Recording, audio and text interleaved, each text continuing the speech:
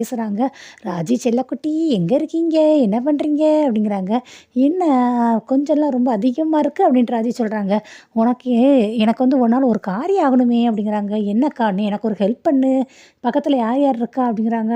ஆமா இருக்காங்க" அப்படிங்கிறாங்க. "அப்ப நான் பேசுறது மட்டும் கேட்பியா நீ? ஊன்னு சொல்லுவியா?" அப்படிங்கிறாங்க. அப்படின்னு சொல்லி ராஜி சொல்ல ஆரம்பிக்கிறாங்க. என் புருஷர் இருக்கார்ல, அவரு இன்டர்வியூக்காக ஒரு நல்ல ஷர்ட் எடுக்க சொன்னேன். ஃபார்மலான ஷர்ட்டு. அவரு அத எடுக்க மாட்டேன்ட்டாரு. அதுக்கு காரணம் நம்ம மாமனார் இருக்கார்ல, அவங்க அப்பா. அதுக்கு காசு குடுக்க மாட்டேன்ட்டாரு. அத அப்படியே விட முடியுமா? அதனால நான் ஷர்ட் எடுக்க வந்திருக்கேன். கூட கதிரையும் ஹெல்ப்புக்கு கூட்டிட்டு வந்திருக்கேன். ஸோ நான் வீட்டுக்கு வர்றதுக்கு லேட் ஆகும். நீ வீட்ல எல்லாத்தையும் சமாளிச்சிரு அப்படிங்கிறாங்க. "எப்போ வருவீங்கக்கா?" அப்படிங்கிறாங்க. அப்புறம் பக்கத்தில அந்த துணி கடைக்காரர்ட்ட கேட்குறாங்க. "அண்ணே இந்த கடைய எப்போ க்ளோஸ் பண்ணுவீங்க?" அப்படிங்கிறாங்க. 8:30க்கு அண்ணே.